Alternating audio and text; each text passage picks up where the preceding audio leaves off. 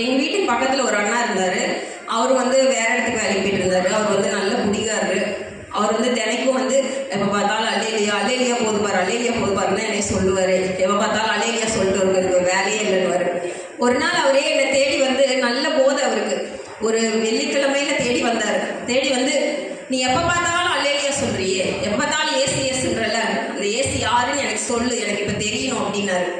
அப்போ நான் சொன்னேன், ஆனால் அது சொன்னாலும் நீ என்ன பண்ணுற நிலைமையில இல்லை. குடிகாரங்கிட்ட போய் நம்ம சொல்ல புரியுமா? புரியாது. அதனால் வந்து நான் என்ன பண்ணுறேன், உங்களுக்கு நாளைக்கு சொல்கிறேன் அப்படின்னு சொல்லிட்டு வேலைக்கு கடந்து போயிட்டேன். அந்த வேலை செஞ்சுட்டு இருக்கிற ஓனரோட ஒய்ஃபு பயங்கரமான கேன்சர்னால பாதிக்கப்பட்டவங்க. அன்னைக்கு தான் அந்த அண்ணன் கூட்டிகிட்டு வர்றாரு. கூட்டிகிட்டு வரும்போது அவங்களுக்கு கிட்னியில் கேன்சர். அவங்க வரும்போது அவங்க எல்லாரையும் பார்த்துட்டு அவங்களுக்கு ஒரு சந்தோஷமாக இருந்ததா எப்படின்னு தெரியல, அவங்க அழுதுகிட்டே போனாங்க. அவங்க என்ன பார்க்கும்போது நான் ஏதாவது சொல்லுவேனான்னு ஒரு ஏக்கத்தோடு என்னை பார்க்குற மாதிரியே இருந்தது. எனக்குள்ள ஒரு ஏவுதல் வந்து என்னென்னா, ஏசப்பா பற்றி சொல்லுன்னு. ஆனால் எனக்கு வந்து அவங்க ஓனர் ஒய்ஃபு, நான் அவங்ககிட்ட வேலை செய்கிறேன், சம்பளம் வாங்குறேன். அவங்ககிட்ட போய் நான் எப்படி சொல்ல முடியும் ஏசப்பா, என்னால் சொல்ல முடியாதே அப்படின்னு சொல்லிட்டு ஒரு தயக்கம் எனக்குள்ள. இப்படி கடந்து போயிடுச்சு. அடுத்த நாள் சனிக்கிழமை விடியும் போது ஒரு சகோதரன், யார் என்கிட்ட கேட்டது ஏசப்பாவை பற்றி சொல்லுங்க, ஒரு குடிகார அண்ணன் கேட்டார். அவங்க அம்மா வந்து வேகமாக கதவை தட்டினாங்க. அம்மா ஏதோ போலீஸ் பேசுகிறாங்கம்மா, கொஞ்சம் என்னென்னு கேளு. இது வந்து நான் போய் எப்படி சொல்லணும் ஏசப்பாவை பற்றி, எனக்கு படிக்க தெரியாது, எழுத தெரியாது, மற்றவங்ககிட்ட பேச தெரியாது அப்படின்னு தயவுசெய்து யாருமே நினைக்காதீங்க. இது உண்மையாக நடந்த சாட்சி. அநேகருக்கு வந்து இது பிரயோஜனமாக இருக்கும் தான் நான் இந்த இடத்துல சொல்கிறேன். அவங்க வந்து கதவை தட்டி இந்த மாதிரி போலீஸ் பேசுகிறாங்கம்மா அப்படின்றாங்க. நான் வாங்கி பேசுகிறேன். அவங்க வந்து நீங்கள் ஒரு ஹைவே ரோடு பேர் சொல்லி அவங்க வாங்கம்மா அப்படின்றாங்க. என்ன எதனா ஆக்சிடெண்ட்டாக ஹாஸ்பிட்டல்னா, இல்லை நீங்கள் தயவுசெய்து கிளம்பி வாங்கன்றாங்க. நாங்கள் வேகமாக ஒரு ஆட்டோ பிடிச்சிட்டு போகிறோம். அந்த அம்மா புடவை கிட்டவெல்லாம் கலந்துருச்சு. அவங்க ரொம்ப செல்லமாக வளர்த்த பையன், என்னாச்சோ ஏதாச்சும் ஒரு பதட்டத்தில், இன்னைக்கு அநேக தாய்மார்கள் இருக்கும் இல்லையா, நமக்கு புரியும். அப்படியே போகிறோம். ஒரு குட்டை கல்லெல்லாம் எடுத்துட்டாங்க, குட்டை தண்ணி தேங்கும் இல்லையா, அந்த மாதிரி ஒரு குட்டை கிட்ட கூட்டிகிட்டு போகிறாங்க. எங்களை கூட்டிகிட்டு போகும்போது பார்த்தா ஒரு உடம்பு வந்து தலை கீழே கமுந்து இருக்கு. அந்த உடம்பை எடுக்கும்போது பார்த்தா அந்த அண்ணா இறந்துட்டாங்க. அந்த இடத்துல அந்த தாயார் அழுதோட நான் ரொம்ப அதிகமாக அழுதேன். ஏன்னா அந்த ஆத்மா குறிச்சு தேவன் என்கிட்ட கணக்கு கேட்பாரு. ஏன்னா ஒரு முதல் கேட்குறாரு, ஏசப்பா நான் யாருக்கு சொல்லு அப்படின்னு. எனக்கு வந்து நான் அப்போ தடையாக நினச்சேன். அவருக்கு போய் அந்த வார்த்தை என்ன பண்ணாது, சேராது. நான் வந்து என் மாம்ச கண்ணில் பார்த்தேன், அவர் குடிச்சிட்டு இருக்காரு, அந்த வார்த்தை சேராதுன்னு நினச்சேன். ஆனால் தேவன் ஏறி இருக்காரு பாருங்க, அந்த ஆத்மா போயிடும் நீ சொல்லுன்னு என்ன முன்குறிச்சாரு. ஆனால் நாங்கள் வந்து ஒரு குற்றவாளியாக நின்னேன்.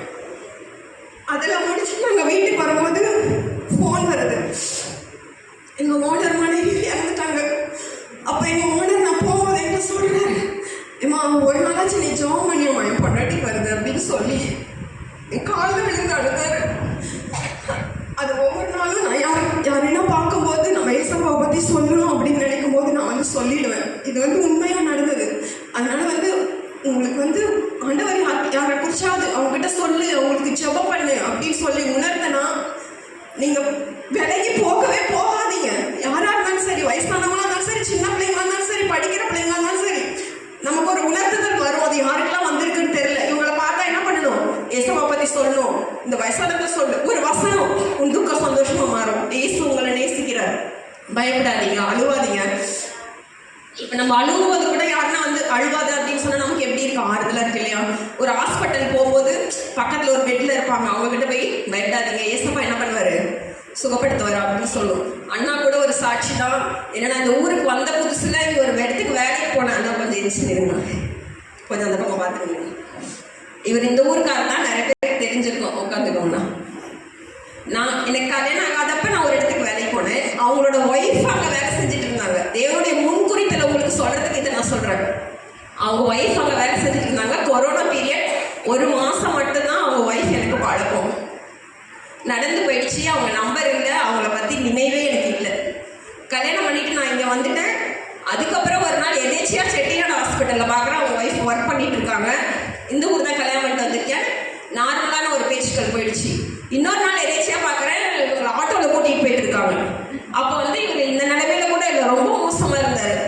நான் உண்மையாக சொல்ல போனால் ஒருவேளை அவங்க அப்பாவாக இருக்குமோ, ஏன் இவ்வளோ உடம்பு சரியில்லை, இவ்வளோ யார் கூட்டின்னு போகிறான்னு அவள் நம்பரை தேடி அன்றைக்கி தான் ஃபோன் பண்ணுறேன். கிட்டத்தட்ட 4 வருஷத்துக்கு அப்புறம் சங்கீதா இந்த மாதிரி யாரை கூட்டின்னு போனேன் அப்படின்னு கேட்குறேன். இந்த மாதிரி என் வீட்டுக்காரர் தாண்டி இந்த மாதிரி ப்ராப்ளம், கிட்னி ப்ராப்ளம், அதனால நாங்கள் பண்ணி டயாலிசிஸ் பண்ண கூட்டின்னு போகிறோம் அப்படின்னா.